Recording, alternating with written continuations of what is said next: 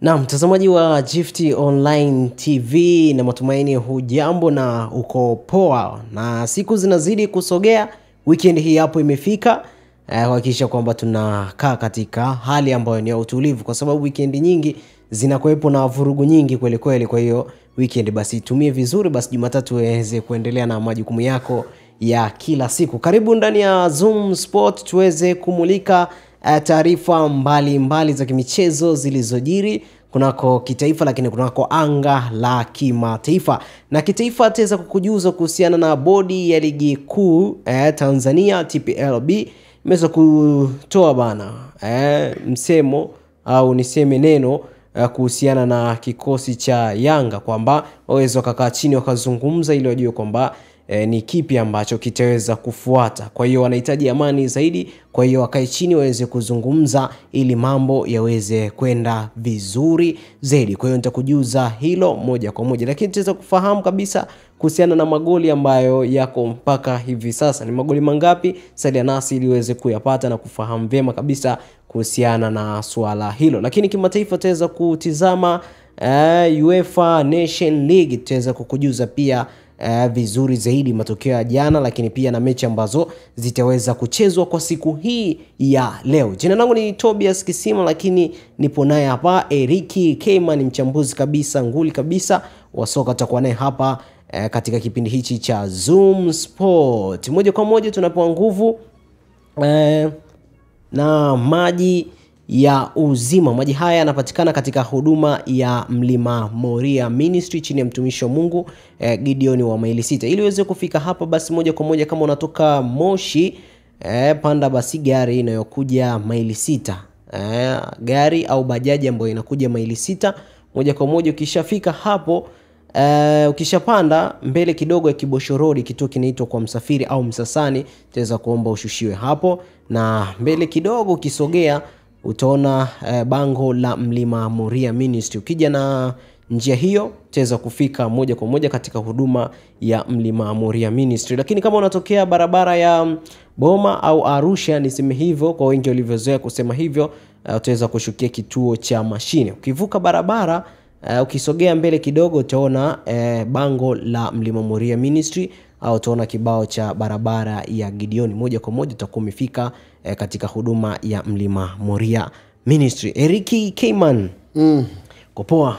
Bara mimi niko poa, sijui upande wako. Mimi niko shwari kabisa. Habari ya weekend. Habari ya weekend imeshaanza hii. Lakini wanasema tafuta hela weekend bana, sio siku ya kufua nguo. Tafuta hela, acha sababu nyingi. Acha sababu. Tafuta hela, punguza maneno mengi. Kwa sababu wengi wao kienda siku za Jumamosi, kamba zimejaa na mambo yanakuwa vizuri. Kwa hivyo moja kwa moja tutakuwa naye hapa mchambuzi wa soka kuhakikisha kwamba tunakujuza yale mengi ya kimichezo. Moja kwa moja tunaanza na taarifa hii ambayo bodi ya ligi kuu nchini Tanzania TPLB chini ya mwenyekiti wake Steven Mguto imeomba klabu ya Young Africans Sport Club kusitisha harakati za kufungua kesi katika mahakama masuala ya soka duniani CAS, na kuhusu kuishtumu bodi hiyo kwa kushindwa kusimamia vema sheria na kanuni za ligi. Na bodi ya ligi inaomba klabu hiyo irudi mezani, wakae kwa pamoja wamalize mzozo baina yao kwa busara pamoja na hekima. Na bodi ya ligi imekiri kuna makosa yaliyotokea katika kuahirisha mchezo kinyume na taratibu, lakini wanaomba yafanyike majadiliano ya kutafuta suluhu kwa hekima na busara badala ya kanuni na sheria. Kwa hiyo mpaka sasa klabu ya Young Africans Club bado haijatoa ripoti maalum kuhusu kama wapo tayari kufanya majadiliano na bodi ya ligi. Nije kwako Eriki Keyman moja kwa moja hapa. Tunaona bodi ya ligi TPLB wameamua kuzungumza hili kupitia mwenyekiti huyo ameweza kuzungumza hapa.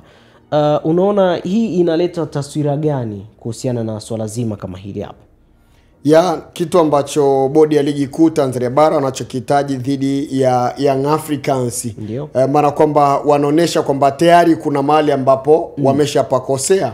Kama kuna sehemu ambayo tayari wameshapakosea, basi haina budi kuchutama kuzungumza na klabu ambayo wao kama klabu ambayo inahisi kwamba haijatendewa haki, ambao ni wananchi Young Africans, namna kuweza kuzungumza nao, namna kukaa mezani kuweza kuona namna gani huu mzozo unamalizika, ili waweze kuwapa kile ambacho wanachokihitaji mashabiki, lakini pia kuhakikisha kwamba ratiba ya ligi kuu Tanzania bara inakwenda katika weledi ambao unahitajika, na kinachohitajika ni kuhakikisha kwamba dabi ya Kariakoo inapigwa. Sasa ambaye amekuwa mkali ndani ya kikosi cha Young Africans na ambaye amekuwa na misimamo, maneno ambayo kidogo kwa upande wake amekuwa yakionekana kwamba yana mashiko, yamekuwa na nguvu sana, ni makamu mwenyekiti wa klabu ya Young Africans, Alhaji Arafat, ambaye pia tuliona namna ambavyo ile siku ilivyokuwa kabla ya dabi kuahirishwa, namna maandiko yake alivyokuwa ameandika kwamba hawako tayari na wala wategemei kucheza mechi nyingine yoyote ile tofauti na ule muda ambao mechi ilikuwa imepangwa na ile siku ya March 8. Lakini tunaona namna ambavyo kauli ambao alikuja kuzungumza rais wa shirikisho la mpira wa miguu Tanzania, Wallace Karia, hii ndio ambayo imefanya kwamba ili sakata likawa kubwa zaidi, likaibuka tena upya. Ni kama lilikuwa limeanza kupoa hivi.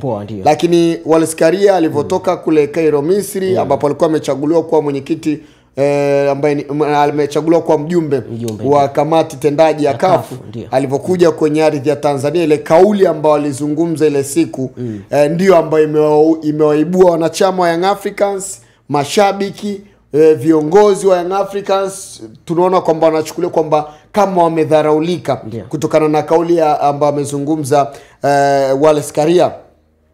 Utakuja kuona kwamba hata kwa siku ya leo kwa upande wa Haji Arafat ambaye ni kiongozi makamu mwenyekiti wa Young Africans, namna ambavyo ameandika hivi kwamba paka ambaye ana ndoto za kuwa chui anapaswa kupoteza hamu ya kula panya.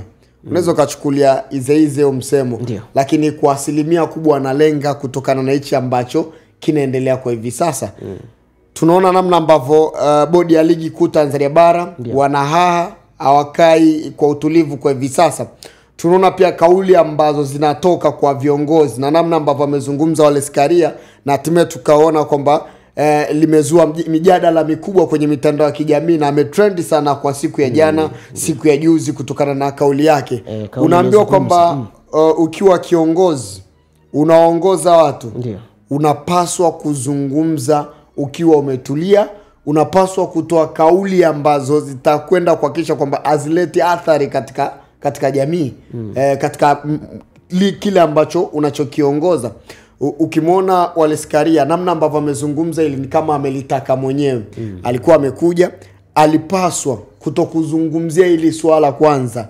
Yaani alipaswa azungumzie mambo mengine, lakini kuhusiana na ili swala, namna ambavyo lilivyokuwa limezua taharuki kubwa, alipaswa kwanza kutulia na kukaa kimya, then baada ya ajue namna gani ya kuja maana alivyozungumza ni kwamba alijibu tu simple, yani pasipo kujali kwamba ni jambo ambalo limeleta athari kubwa, lina uzito katika swala zima la kimichezo. Manake mechi imeahirishwa, ile mechi ni kubwa.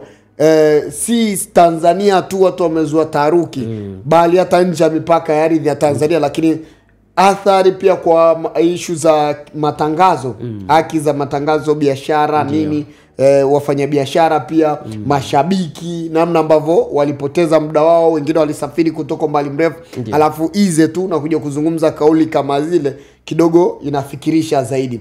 Sasa namna ambavyo kwa upande wa Young Africans, kutokana na hii situation inavyoendelea, hapa kuna uzito kidogo wa kufikia mwafaka katika ili jambo. Japokuwa lengo lao halitatimia ambalo wanalolihitaji la point 3, ili hali kwamba Young Africans katika hili na namna ambavyo wanalenga kwenda CAF zaidi, inazidi kuleta taswira mbaya kwenye ligi yetu. Inazidi kuleta taswira mbaya pia kwa upande pia wa bodi ya ligi kuu Tanzania bara, ambao tayari Young Africans washapoteza imani nao. Lakini nje na Young Africans, hata vilabu vingine vinavyoshiriki ligi kuu Tanzania bara, wakitizama namna ambavyo mechi imeahirishwa, wakitizama namna ambavyo kanuni zilivyo, wakitizama namna ambavyo tukio lilivyo, basi moja kwa moja wanaanza kuwa na hofu na mashaka na bodi ya ligi kuu Tanzania bara. Ili liweze kutimia, lazima kwa upande wa bodi lazima wawajibike katika hili. Either wawili, either mmoja, tuone akiwajibika katika hili, ili Young Africans kidogo at least waanze kupata faraja kwamba kuwa na imani ya bodi ya ligi kwamba tuko tayari kwenda kuicheza dabi. Sawa, moja kwa moja katika hichi ambacho kilitokea kwamba sasa hivi bodi wanakuwa na hati ya kuanza kuogopa, au ni kwa kuwa ni kuweka amani sawa? Sio kuogopa. Bodi ya ligi kuu Tanzania bara wao wana haki ya kuhakikisha kwamba ligi inachezwa. Umeona, japokuwa hawana nguvu au ile mabavu ya maamuzi ya moja kwa moja, manake wao wako chini ya mwamvuli wa TFF.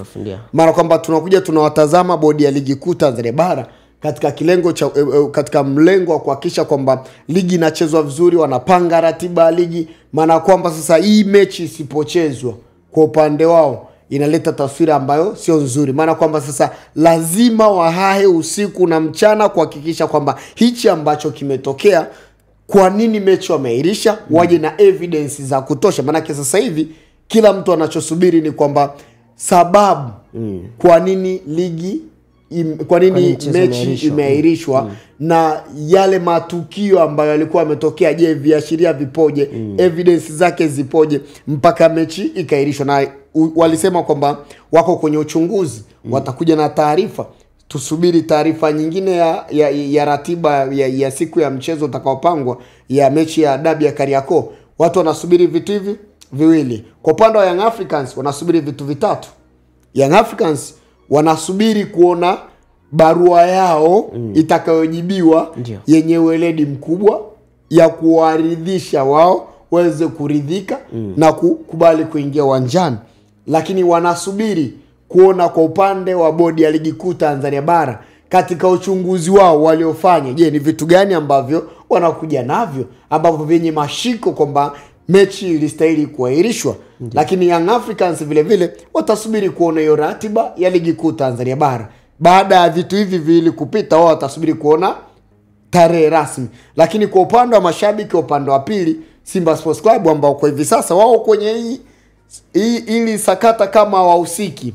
Yani kama wamekaa tu pembeni wanaangalia, wametulia tu pembeni. Uongozi, wanachama, mashabiki wa Simba Sports Club wao ukiwaambia wanachotaka nini, wanasubiri tu tarehe rasmi ya dabi ya Kariakoo. Haya maneno mengine wao hayawahusu, hawataki. Kuna wengine hata ukiwasikiliza namna ambavyo wamekuwa wakiposti pia kwenye mitandao ya kijamii, wao wanakuambia kwamba hicho kinachoendelea hawakijua. Wao wanawaza kucheza na Al-Masry na kusubiri tarehe ya ligi kuu Tanzania bara.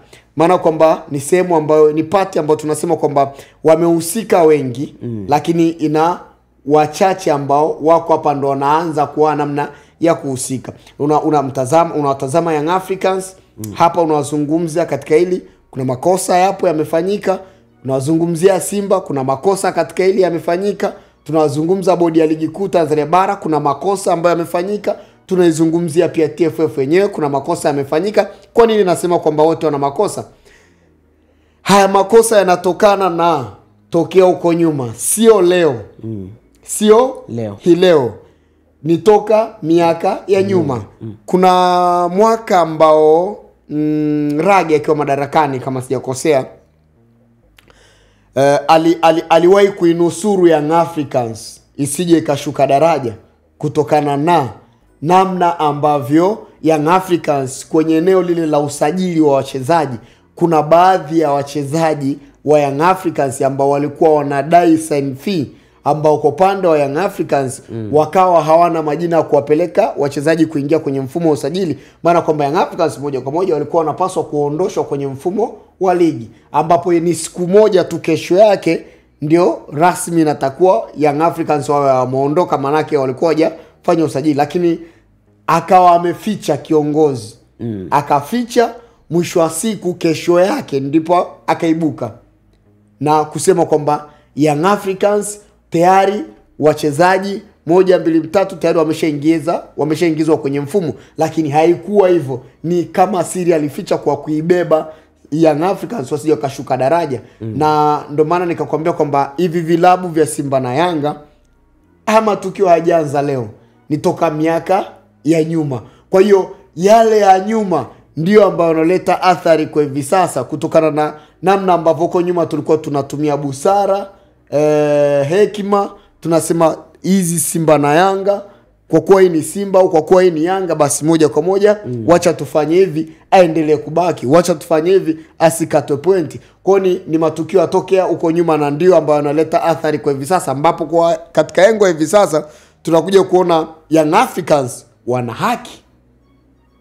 haki ya kudai jambo lao, wana haki na wanachokingangania, lakini hawana haki ya kupata pointi 3. Na upande wa Simba na upande wa Simba wanahoja na kilichofanyika, kilichotokea, kilichowakumba. Wanahoja na malalamiko yao, wanahoja na kile ambacho pia wamekitaka na kimefanikiwa kwa upande wao. Wao kwenye hili sakata sasa wao ni kama wametoka, manake lengo lao limetimia.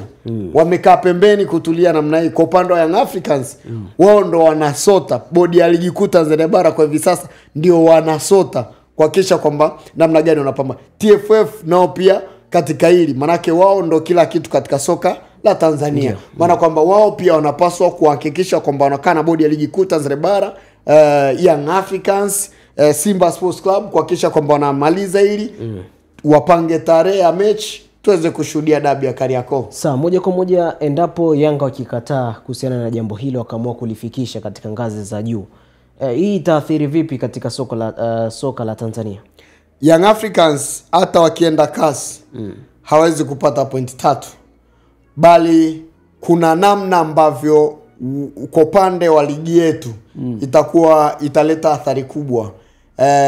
Kwanza ubora wa ligi ambao nafasi ambayo tayari tumeshaweka, maana kwamba tunaanza sasa kuonekana ligi inaendeshwa si kwa uaminifu, lakini pia eneo la uongozi wa bodi ya ligi kuu Tanzania bara, maana Young Africans malalamiko kwamba hawana imani na uongozi ulioko kwenye bodi, maana kwamba wao wanaamini kwamba ule uongozi haufai.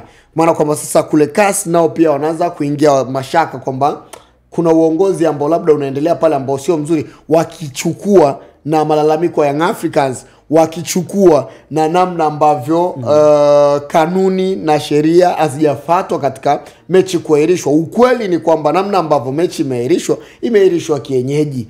Dabi ya Kariakoo ilipaswa kupigwa, kulikuwa kuna sababu ya msingi ya kuahirisha mchezo.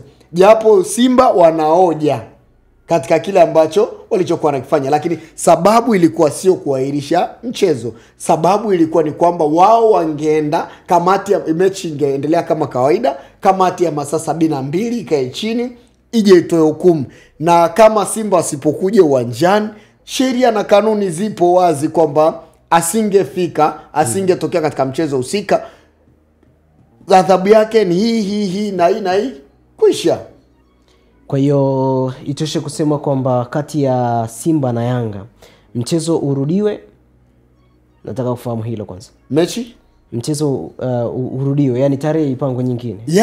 Yani hiyo ni haina mjadala. Sawa. Yani ni kwamba ni katika hili suluhisho ni mechi, lazima tarehe ya mechi watu waione, lazima mechi ipigwe, ingie uwanjani. Na katika huko mbeleni, maana kwamba Young Africans kama wakaendelea katika hili, ndio wakaamua kulishikia bango mwanzo mwisho, maana kwamba huko mbeleni tunaweza tukaje tukaona pia dhahama nyingine kubwa kwenye ligi yetu, either Young Africans pia wakaja kupokwa pointi. Sababu ya kupokwa pointi kwa kama wasipotokea uwanjani kwenye tarehe husika ambayo itakayopangwa. Maana kwamba wasipoingia uwanjani, hapo pointi 3 watapewa Simba, lakini pia kuna kupokwa pointi 15.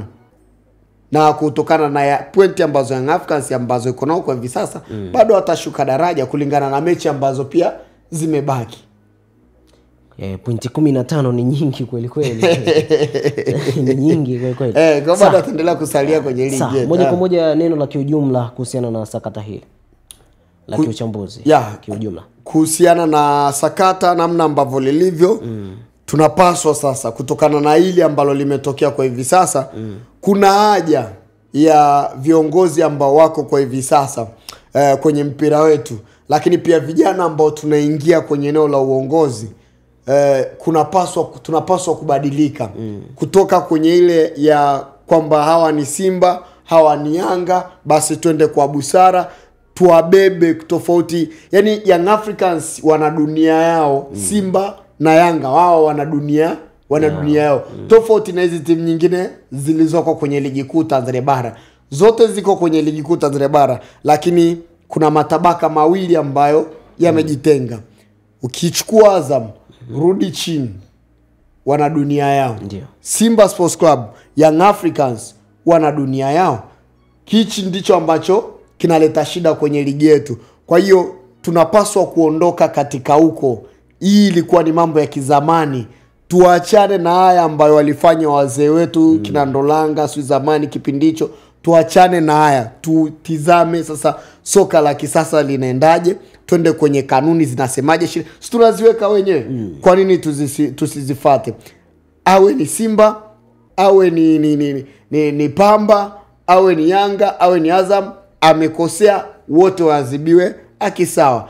Na hii mechi nikwambie kabisa, ingekuwa ni Pamba anacheza na Kagera Sukari, limetokea tukio kama lile, mechi ingechezwa pale pale, ambaye asingetokea uwanjani angepokwa pointi zake 3 na kupokwa pointi hizo 15. Umeshanielewa? Pointi 3 zingeenda kwa muhusika ambaye amefika uwanjani. Maana kwamba katika hili lazima tungoona timu inawajibika, lakini kwa kuwa ni Simba na Young Africans ndio maana tunaona ugumu ulivyo. Na hii yote inatokana na huko nyuma. Tatizo sio la Simba, tatizo sio la Yanga, tatizo sio la uongozi ambao uko kwa hivi sasa, bodi ya ligi, TFF. Tatizo ni mazoea ambayo tulikuwa tumeweka na busara ambazo tulikuwa tumeweka tokea huko nyuma, kwamba Simba kwa kuwa ni Simba, kwa kuwa ni Yanga, basi tufanye hivi. Kwa hiyo tuondoke kwenye huko ili tuweze kuyafikia malengo, ili tuweze kwenda na soka la kisasa namna ambavyo linavyohitaji. Ukiwatazama Young Africans wako bora, waende uwanjani wacheze, waonyeshe kilichoko bora kwa kufuata sheria kama Pamba walivyo. Lakini ukiwatazama Simba nao wako bora, waende uwanjani wakaonyeshe kanuni, taratibu zifate vile vile kama ilivyo kwa timu zingine kwenye ligi kuu Tanzania bara. Yani ni kutoa hizi timu kwenye hizi dunia ambazo zinaishi, kuzitoa na kuwa kwenye dunia hii moja, yani kuwafanya wote wamoja. Nikitizama hizi Simba Yanga au wengine ndio kutajia rudi huko chini. Simba Yanga ndio kuambia wana dunia yao. Azam shuka chini mpaka Ken Gold, wao wana dunia yao. Sasa tutoe kwenye mafungu mawili, tuweke kwenye fungu hili moja. Wote wapite kwenye mstari ulio mmoja. Kuna mali nilikuwa nimekaa, shabiki akazungumza akasema kwamba kuna namna ambavyo mimi katika hili sakata ambalo linaendelea, kuna mashaka ambayo unapata kuhusiana na ubingwa wa Simba na Yanga, namna ambavyo wamekuwa wakipata ubingwa wao. Nikamuliza kwa nini? Akaniambia bro, kitazama hizi Simba na Yanga, ili sakata namna ambavyo linaenda, inaonekana hao mabwana wanabebwa sana, wana fungu lao la tofauti, yani wana haki tofauti na hao wengine. Kama ingekuwa na hao wengine wana haki sawa, tungona hata bingwa akibadilika. Nilijaribu kumtazama, nikajua kabisa mwamba naye jamaa anahoja katika kile ambacho anazungumza. Sasa tunatakiwa tuondokane na haya matabaka mawili, kuzitenga hizi timu mbili na timu nyingine.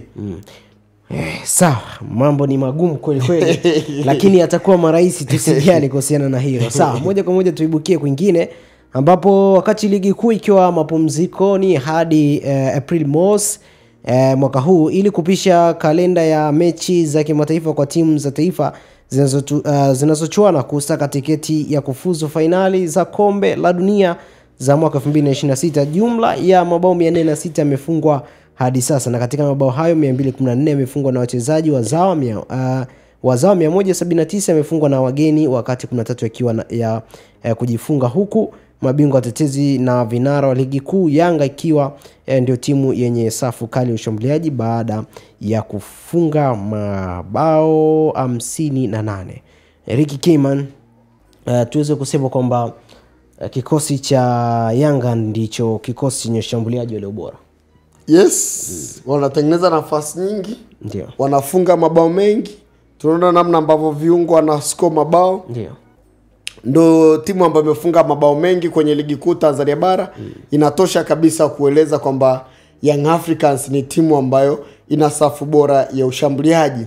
Japokuwa tumekuwa tukiona pia wakikosa nafasi nyingi. Wamekosa nafasi nyingi lakini wametengeneza nafasi nyingi. Ndio maana tunaona wako kwenye mabao mengi. Ni moja kati ya timu ambayo ina uwezo wa kufungua mpinzani vizuri kwenye eneo la box. Wana uwezo wa kupita katikati, wana uwezo wa kupita pembeni na wakapata kitu ambacho wanachokihitaji. Lakini tumeona namna ambavyo pia kwa upande wa wazawa wamefunga mabao 200 plus. Ndio.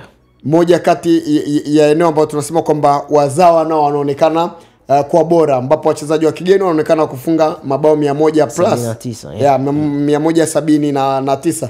Maana kwamba bado kwa upande wa wazawa tumeonekana kwa bora kwenye eneo la kufunga mabao. Lakini pia hii yote inatokana na namna ambavyo bado wazawa ni wengi zaidi kuliko wageni kwenye ligi. Hiyo ukitazama hizo takwimu namna ambavyo zilivyo, lakini ukitazama pia kwa upande wa wachezaji, idadi ya wachezaji wa kigeni na idadi ya wachezaji ambao ni wazawa kwenye ligi yetu, unaona kabisa vyote kwa vyote vinaendana. Idadi ya mabao 13 ya kufungwa, kufungwa nao pia ni moja kati ya matatizo ambayo yanatokea kwenye timu, au mabahati mbaya pia na zenyewe zinatokea. Ni idadi ambayo mabao tunasema kwamba ni sawa, yanaendana na wastani wa uchache wa ligi. Kikubwa ni tunasubiri kuweza kuona namna ambavyo ligi itakwenda kufikia tamati, itafikia idadi ya mabao mangapi ambayo wachezaji wamejifunga, lakini pia idadi ya mabao ambayo yamefungwa na wachezaji wazawa, mabao ya wachezaji pia wa kigeni. Lakini kufikia pia rekodi ya msimu uliopita, bado takriban mabao 82 kama sijakosea. Ndio. Ili kuifikia rekodi ya msimu uliopita, idadi ya mabao yaliyofungwa baada ya msimu kutamatika. Hapo umesema kuna mabao takriban 402 kama sijakosea. 406. Kwa hiyo ukija calculate ukiweka mabao takriban 82 unaifikia rekodi ya msimu uliopita ambayo tuliona imefungwa kwenye ligi kuu Tanzania bara. Idadi ya mabao yalifungwa kwenye ligi kuu Tanzania bara katika msimu mzima. Hivyo basi kama tukifanikiwa kuimaliza ligi kuu Tanzania bara katika mechi takriban 8 ambazo zimesalia, kuna timu zimesalia na mechi takriban 7, basi tunaweza tukaona idadi ya mabao mengi zaidi ya msimu uliopita. Maana kwamba tutasema kwamba kwa msimu huu safu za ushambuliaji kwenye ligi kuu Tanzania bara zimeonekana kuwa bora. Sawa, unaiona timu ipi ambayo mpaka msimu kiisha itakuwa na miongoni mwa mabao mengi, au ni atasalia Yanga? Bado unampa wake hujamgusia. Unampa nafasi kubwa sana Young Africans kutokana na namna ambavyo kikosi chao kipo compact toka msimu uliopita. Simba wanaijenga timu, wanaonekana wako vizuri, wamekuja vizuri, wanafunga mabao kwa hata wenyewe pia uwezi shangaa kama endapo wakifanikiwa kwenda kufunga mabao mengi zaidi ya Young Africans, japokuwa bado nafasi ya mbele mstari utawapa Young Africans na ambao tayari wana gap takriban ya mabao 5 dhidi ya Simba Sports Club. Kwa hiyo utakuja kuona kwamba kama idadi ya mabao 5 ambayo tayari wameshawaacha nao Simba Sports Club, maana kwamba wana uwezo wa kumaintain kulingana na namna ambavyo safu yao ya ushambuliaji ilivyo. Maana kwamba kama Simba wakija wakipiku, basi moja kwa moja tunasema kwamba Simba wameendelea kuonekana kwamba wana ubora zaidi. Sawa, moja kwa moja tuweze kujazia hapo au tuelekee tu kwenye penyenye? Tuelekea kwenye upande wa timu ya taifa. Ya taifa, taifa tunajua wako nje sasa hivi. Na kikosi kimeondoka hii leo kuelekea kule Morocco. Moja kati ya mchezo ambao tunasema kwamba ni mgumu sana kwa upande wa timu ya Tanzania Taifa Stars, ambayo tunaiona kwamba ni timu ambayo kila mara, kila uchuao tumekuwa tukijitafuta. Na tumekuwa tukijitafuta, japokuwa tumeonekana kwa siku za karibuni tumekuwa tukienda. Yani tumeenda takribani mara 3 mfululizo. Maana kwamba hii tumefanikiwa tumekuwa tukienda kwenye michuano ya AFCON, tumekuwa tukionekana tukifanya vizuri kwenye hii michuano ya kombe la dunia kwenye hatua ya awali, japokuwa hatujawahi kufanikiwa kufuzu kwenda kushiriki michuano ya kombe la dunia. Kiasi kwamba huko tunasema kwamba ni mbali sana kwetu. Lakini namna ambavyo tumeanza kujitafuta kwenye michuano ya mataifa Afrika, tumekuwa tukiingia mara kwa mara. Yani tunaanza sasa kidogo kujitangaza. Lakini mpinzani ambaye tunayekwenda kukutana naye Morocco, so akubeza ni moja kati ya taifa ambalo ni bora barani Afrika kwa hivi sasa. Yaani ukitaja timu ya taifa ambayo kwa hivi sasa iko strong kwenye bara la Afrika na inaongoza ni timu ya taifa ya Morocco, kutokana na namna ambavyo sasa hivi wametengeneza ufalme wao. Na kwenye kombe la dunia tumeona pia msimu uliopita namna ambavyo wamesumbua kwenye michuano ya kombe la dunia mpaka kufika kwenye hatua ya nusu finali. Haikuwa jambo jepesi kutokana na namna ambavyo ubora walikuwa nao, mpaka ikafika mahali wao wenyewe wakajiona ni wana ufalme wao tofauti, kujiona kwamba wao Afrika bahati mbaya. Kwa hiyo tunaenda kucheza na taifa ambalo lina wachezaji wakubwa, wana experience ya kutosha, maana kwamba tunakwenda tu kupambana na kikosi kimeondoka kwa siku ya leo asubuhi. Wanasema ni kukamilisha ratiba. Mimi nilikuwa nina swali hapo yangu kwamba sio kukamilisha ratiba, kwenda kupambana, manake mechi bado zipo. Tutafungwa lakini tutajipanga na mechi nyingine ijayo. Lakini kukamilisha tu ratiba ya mechi ambazo zipo, kwa sababu watu wanaona kwamba kuna kaugumu fulani cha kuelekea kwenye michezo kama hiyo kwa kupata ushindi. Nilikuwa nina swali. Kikosi cha Taifa Stars ni huwa wanasema kudokoa au kuchukua wachezaji katika baadhi ya timu ambazo zipo katika ligi kuu soka Tanzania bara. Vipi wakiamua kutengeneza timu moja ambayo itakuwepo mazoezini masaa yote, wakaunda mfumo ambao ni mzuri kama walionao labda kikosi cha Simba au Yanga, lakini kikao ni kikosi tu cha Taifa Stars, vipi kitaweza kuleta matokeo katika michezo ambayo watakuwa wanaenda kucheza? Hapana. Kwa sababu gani sasa?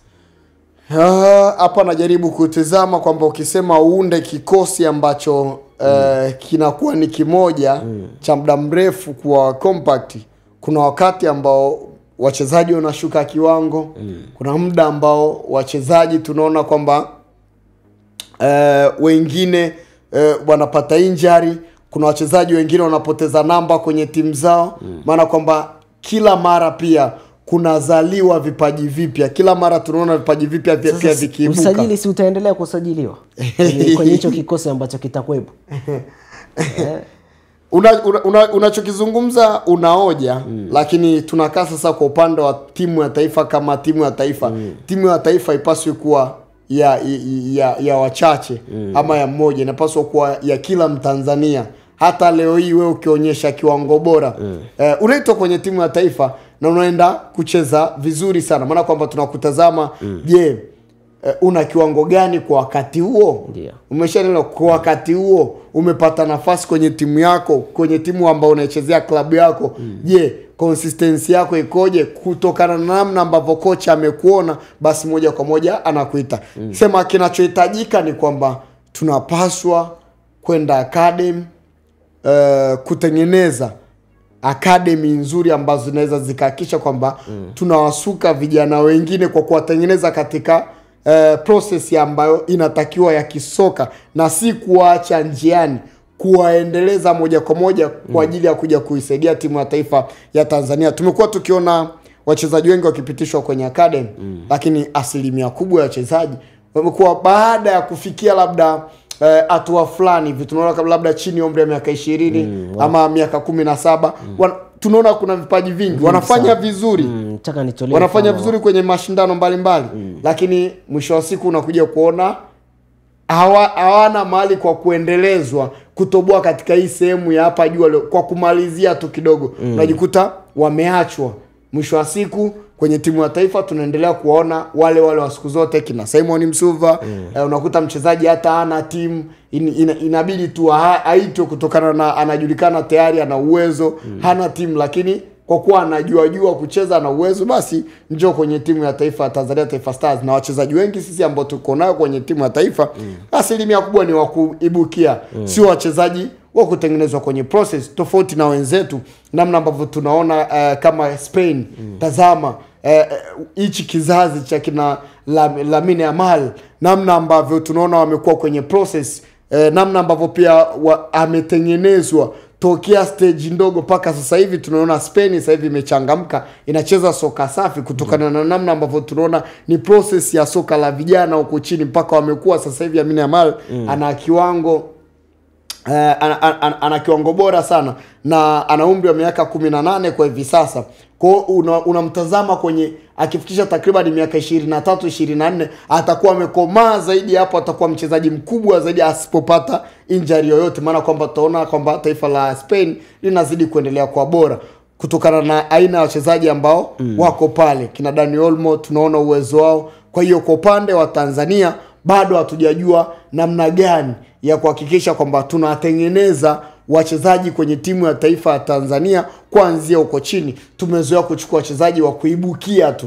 Yaani tunaona yes, yule ni Kibu Dennis, Kashain anaonyesha kiwango kwenye timu ya Simba pale ama timu ya Yanga pale, hatujui ametokea wapi, hatujui process yake ya soka ikoje. Kwa kuwa ameonyesha tu kiwango pale, basi yule ni wa kumchukua na wa kumleta hapo. Kwa hatutengenezi, hatuna mifumo sahihi ya kutengeneza wachezaji. Hili ndio tatizo ambalo latufanya pia kwenye timu ya taifa Tanzania. Tunakuwa tunaenda tunarudi, tunaenda hapa tunapiga hatua mbili mbele, tunarudi hatua 3 nyuma.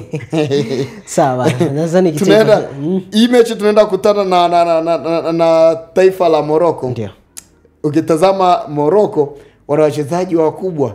Hapo unamzungumzia mtu kama Ashraf Hakimi, tunamjua uwezo wake. Tunamzungumzia mtu kama Bouno, moja kati ya goalkeeper mzuri mwenye kiwango kizuri. Unamzungumzia Amrabat, Ambalipit Sofiane Amrabat kwenye kosi cha Manchester United. Hawa ni wachezaji ambao wenye uwezo mkubwa. Unamzungumzia mchezaji kama Eliese Ben, unazungumzia mchezaji kama Amine Adil. Hawa wachezaji wote ukiwatazama wanakipiga kule barani Ulaya kwenye vilabu vikubwa, maana kwamba bado sisi tutakuwa na safari kubwa sana ya kuweza kusafa dhidi ya timu ya taifa ya Morocco.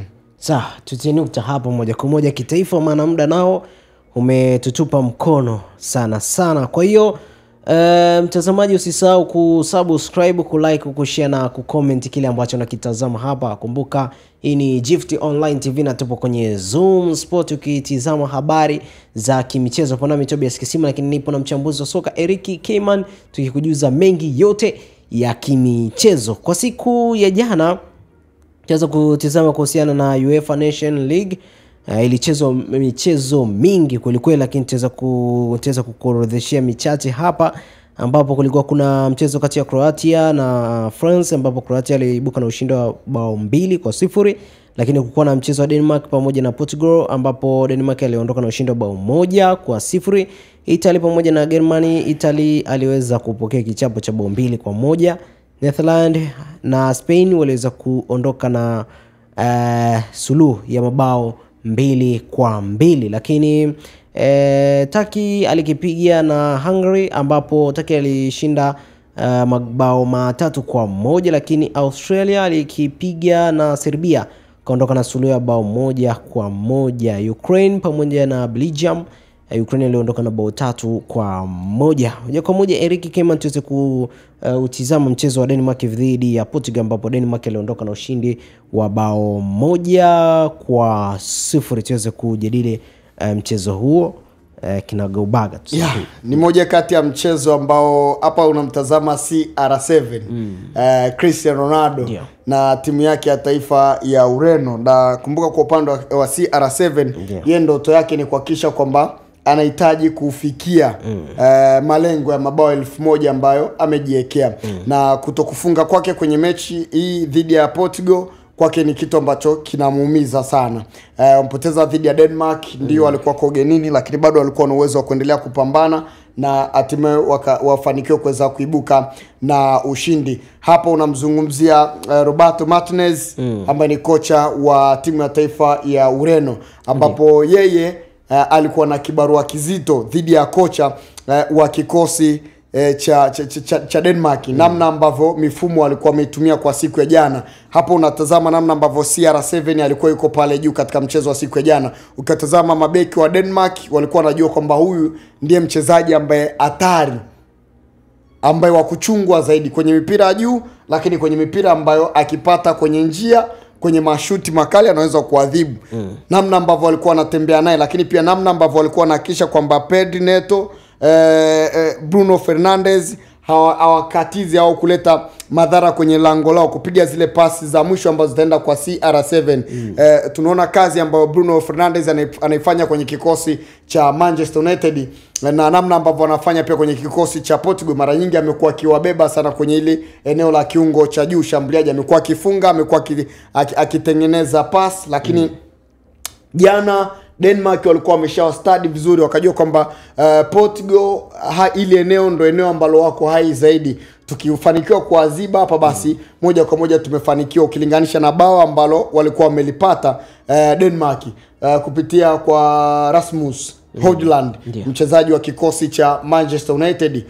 Namna ambavyo lile bao limepatikana, mazingira ya bao ambalo limepatikana, na hatimaye mwisho siku akaona kwamba hichi tulichokipata tuna deserve kukilinda na hatimaye tuweze kukusanya alama 3. Bao lilipata kwenye dakika ya 78 hivi kama sijakosea. Dakika 78 ndio alifanikiwa kuweza kuscore ile bao Rasmus. Na namna ambavyo alivyolifunga ile bao, alishangilia katika staili ya CR7 Cristiano Ronaldo, namna ambavyo amezoea kushangilia ile shangilia yake ya kuruka juu na kufanya pap moja kwa moja.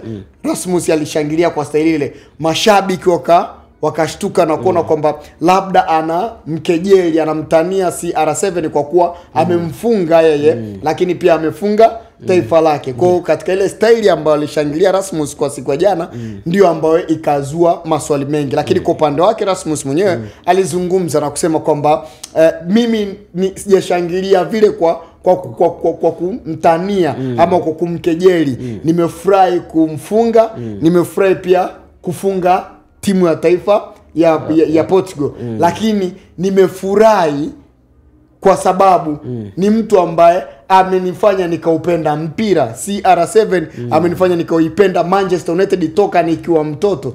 Amenifanya nikaupenda mpira toka nikiwa mtoto. Kwa nimefunga kwa kuashiria kwamba kwa kushangilia ile style, kuonyesha kwamba ni mchezaji ninayemkubali, lakini si kwa kumkejeli kama wengi ambavyo wanadhani. Kwa hiyo ni Rasmus, lakini pia unaenda mbali zaidi, unajiuliza ni kwa nini Rasmus akiwa kwenye kikosi cha Denmark anaperform, anaonyesha kiwango bora sana tofauti na akiwa kwenye kikosi cha Manchester United. Na pale kwenye kikosi cha Manchester United wanahaha namna kuweza kupata striker, lakini kwa siku za karibuni utakuja kuona Rasmus yeye kwenye timu yake ya Denmark kafunga takriban mabao 4 kwenye siku za karibuni, mabao takriban 4, maana kwamba anaonekana yuko kwenye race nzuri akiwa kwenye timu yake ya taifa ya Denmark.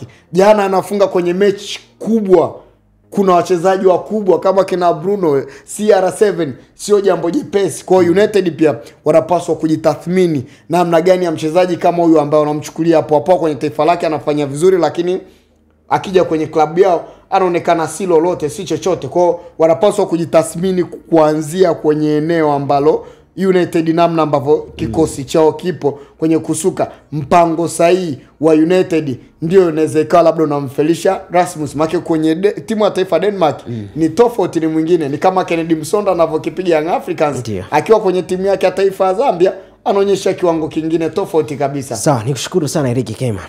Bwana, shukrani sana. Naam, mtazamaji wa Gift Online TV, nikushukuru kwa kuendelea kusalia nasi. Endelea kusalia nasi kwa vipindi mbalimbali ambavyo unazidi kuvitazama hapa ndani ya Gift Online TV. Nikwambie tu kwamba kwa siku hii ya leo kwenye Zoom Sport hatuna la ziada. Tukutakie siku njema na weekend njema. Bye bye.